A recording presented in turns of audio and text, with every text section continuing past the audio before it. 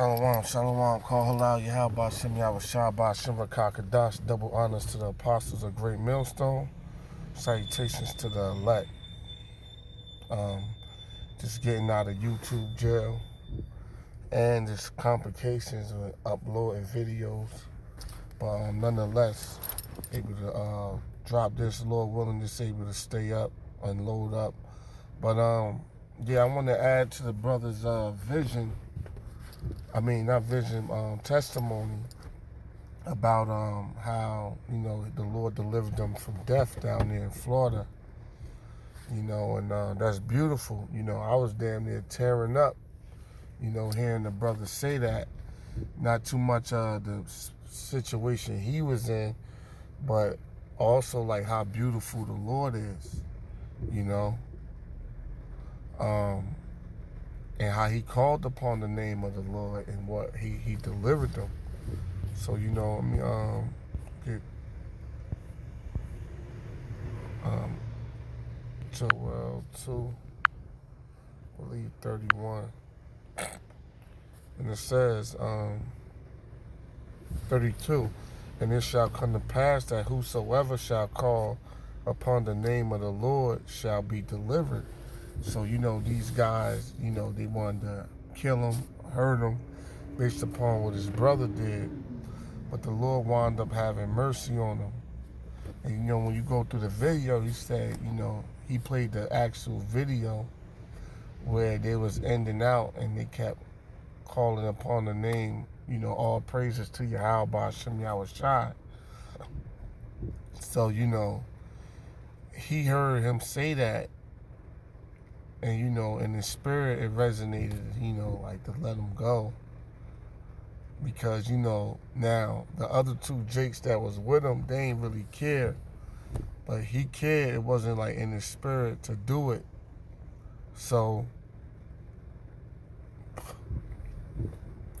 they was like heathens. The scripture said, they all was heathens. Said the name of the Lord is dreadful amongst the heathens. So the Lord wound up sparing them from them demons. So it said, it shall come to pass that whosoever shall call upon the name of the Lord shall be delivered. And guess what? That brother was delivered because he called upon the name of Yahweh Shem Yahweh Shai. Now you got all these camps out here saying these other different names. If he was calling upon Jesus or Allah or any other name, he possibly could have been destroyed, And the Lord put the spirit on that one brother, to like go through his phone, well, originally to find his biological brother, but he also wound up asking him, like, so who are you? Like, what do you do? And really, that was the spirit of the Lord intervening, because for him to ask him, like, yo, who are you? And, what do you do?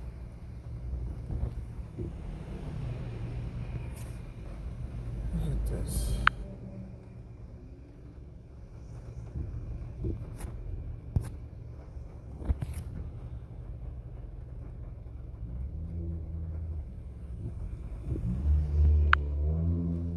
Salakia. Asking who are you and what do you do? And, because they ain't got shit to do with what they came there for, So by him, he was like, yeah, I teach the Bible. I'm a basic working man. I teach the Bible. That's it. So they went to confirm it, though, They went to confirm, Romans 12. They went to confirm, like, in his phone, but the one brother that had his phone, the other two probably could care less. But it says, I beseech you therefore, brethren, by the mercies of Yahweh Shem Yahweh Shai, that you present your bodies a living sacrifice, holy and acceptable unto God, which is your reasonable service. And be not conformed to this world, but be ye transformed by the renewing of your mind, that you may prove that which is good that is acceptable and perfect will of Yahweh Shem Yahushai. So he wasn't conformed to this world. So he went through his phone, he saw his pictures.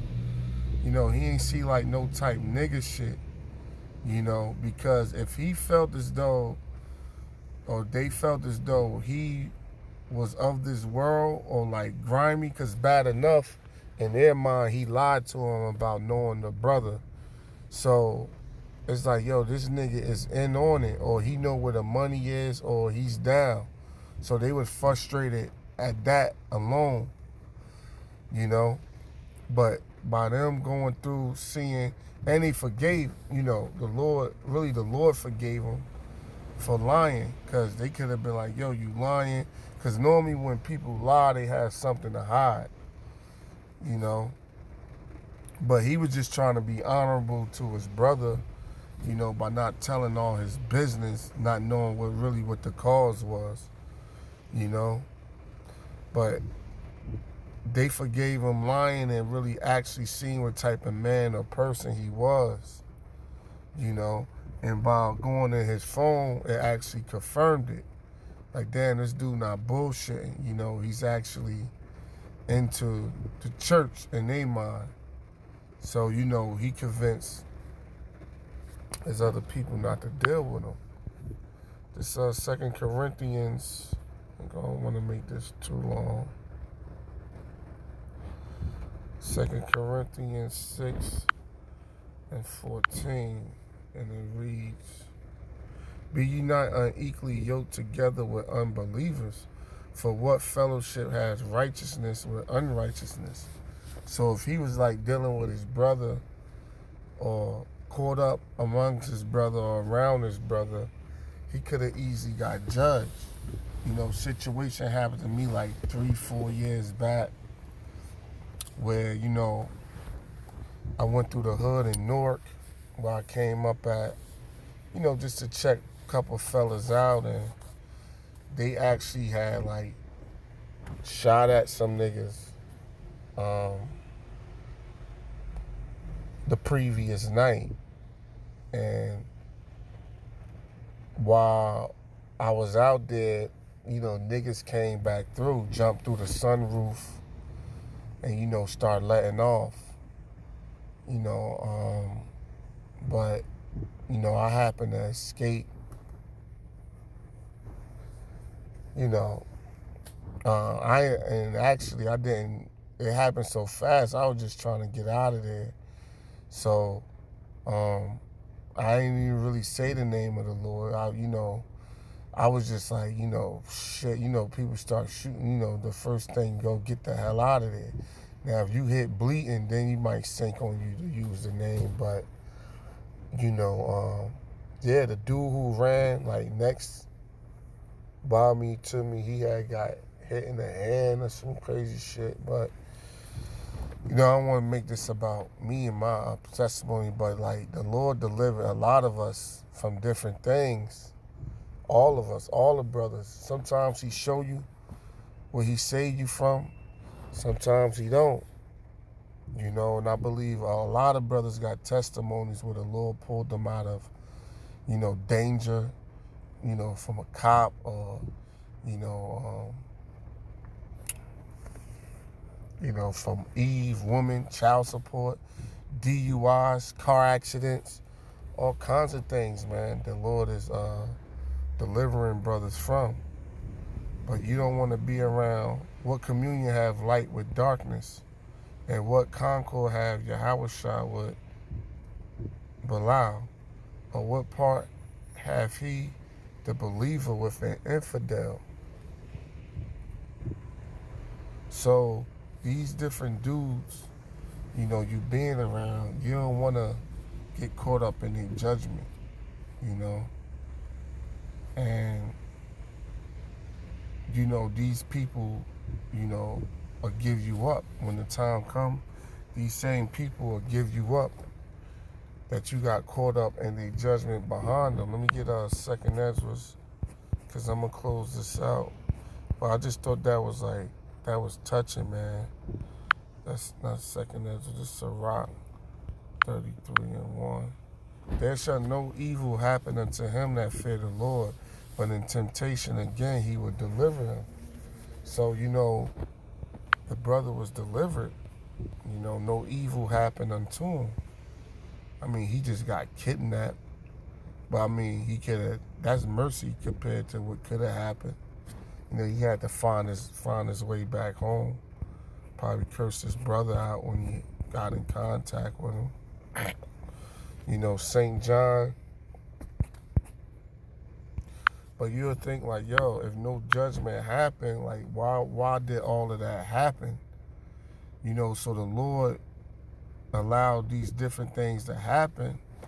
And you're like, yo, what's the whole message of that? Because at the end of the day, that's a faith booster for the elect. To let the Lord, let brothers know that he got us and he going to take care of us, because we coming into those times. Because this video was like going viral amongst Israel. That we coming into those times and that he's going to hold us down.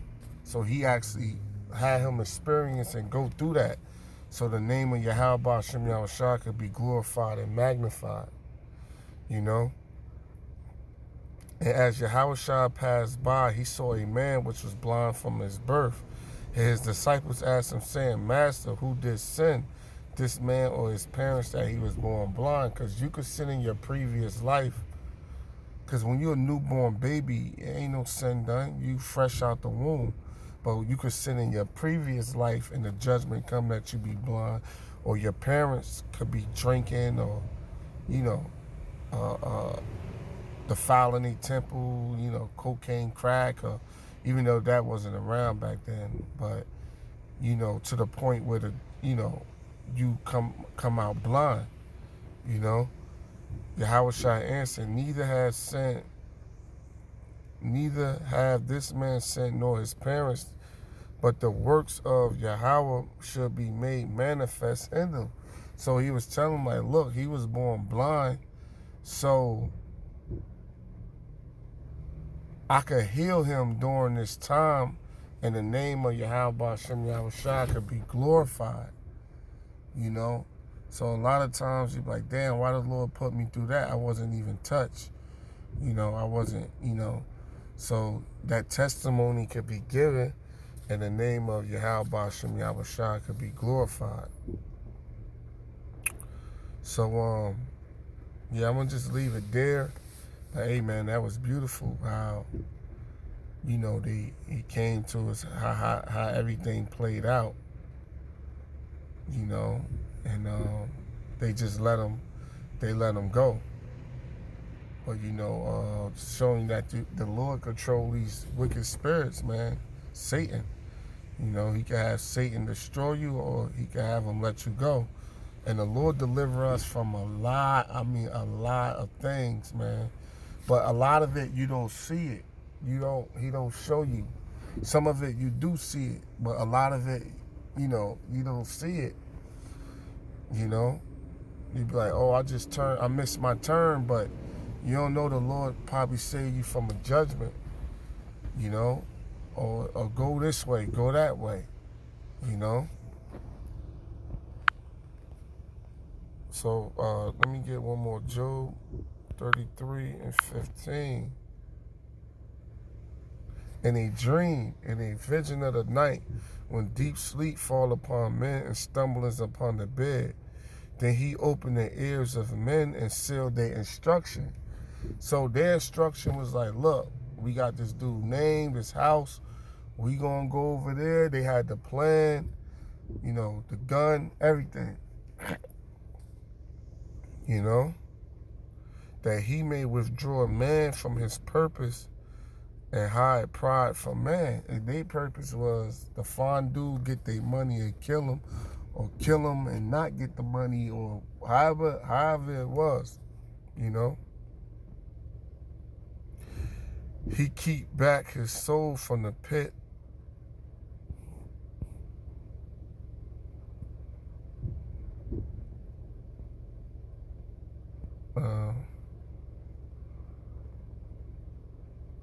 And seal the instruction that he may withdraw man pride. He keep back his soul from the pit, and his life is life from perishing by the sword. And what they had, the assault rifle, which is the modern day sword. And he kept that man's life, that brother, life from perishing by the sword. So which is beautiful, man. I actually was going to work hearing the brother's testimony. I actually started tearing up, because how beautiful the Lord is. And with that, man, I'm gonna end it with that. And shalom.